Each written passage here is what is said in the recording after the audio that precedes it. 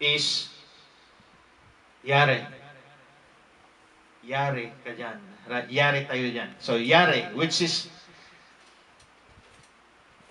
in Tagalog, lagot. Or in some expression is lagot ka dyan. Yare. But in Hebrew word, yare, Y-A-R-E. Or in Greek word, phobos. P-H-O-B-O-S. In Greek word, phobos. So it can mean dread or terror. So that makes sense that sometimes when somebody is in the Philippines telling you, yari ka dyan, lagot ka dyan. So it can mean dread or terror. I hope you get that one. So yari in Hebrew word. So it can mean dreaded or terror or terrible.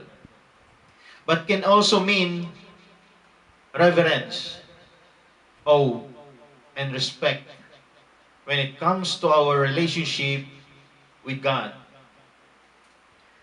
The emphasis is reverence, respect, and honor. In Deuteronomy chapter 10, verse 12 to 13, we'll look that.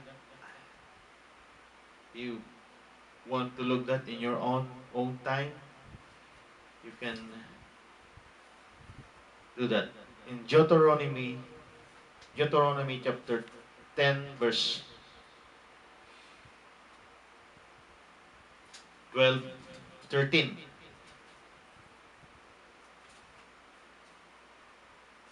Said, "Now Israel, what does the Lord your God require from you? But to fear the Lord your God, to walk in all his ways, and love him, and to serve the Lord your God with all your heart and with all your soul, and to keep the Lord's commandments and his statutes, which I am commanding you today for your good." That's the commandment of the Lord to the Israel. And that's the commandment of the Lord for the Gentiles as well. So, Deuteronomy chapter 10, verse 12 to 13 uses the same word in Hebrew, yare. To fear means to respect and revere. And the way you do this is you obey and do what He wants. The fear of God is a great motivation that can motivate you to stop doing certain things that are displeasing to Him. Love can also be a powerful motivation to do what pleases God. Both motivation are in place when it comes to relating with God, since we understand that it is for our good to fear, love, and serve Him faithfully, wholeheartedly. What it says on His Word, with fear and trembling.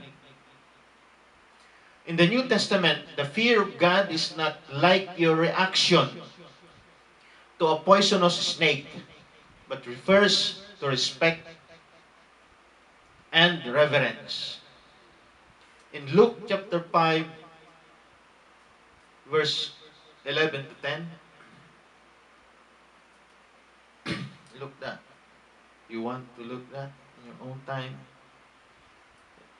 The book of in Luke chapter 5, verse 8 to 11 said, "But when Simon Peter saw that, he fell down at Jesus' feet, saying, 'Go away from me, Lord, for I am a sinful man.' For amazement had seized him in all his companions because of the catch of fish which they had taken. And so also were James and John, sons of Zebedee, who were partners with Simon. And Jesus said to Simon, "Do not fear, from now on you will be catching men." Amen. When they had both brought their boats to land, they left everything and followed him.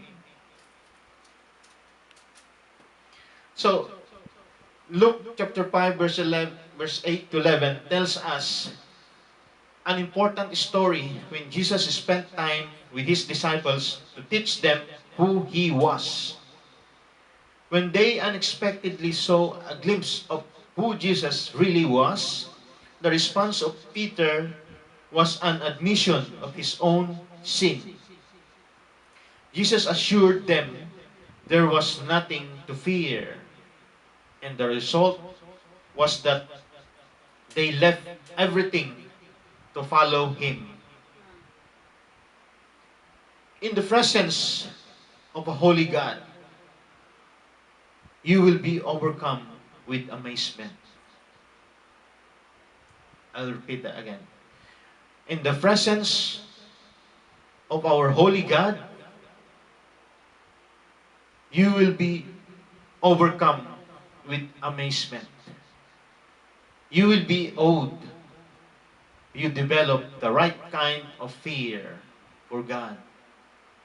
We need to have that kind of right fear on God. The right kind of fear for God. In a few chapters down in Luke chapter 12, verse 4 to 5, that we can look that one. Luke chapter 12, verse 4 to 5. I say to you, my friend, do not be afraid of those who kill the body, and after that have no more that they can do. But I will warn you whom to fear. Fear the one who after he has killed has authority to cast into hell. Yes, I tell you, fear him. Fear God. So Jesus defines who it is to fear in this verse.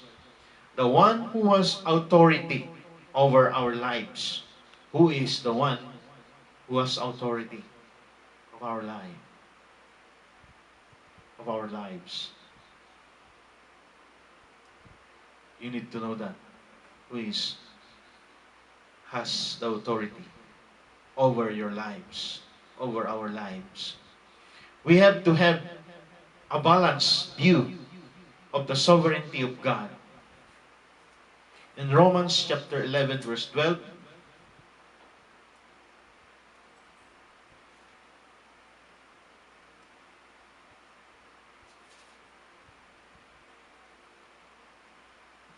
said, in Romans chapter 11, verse 12, verse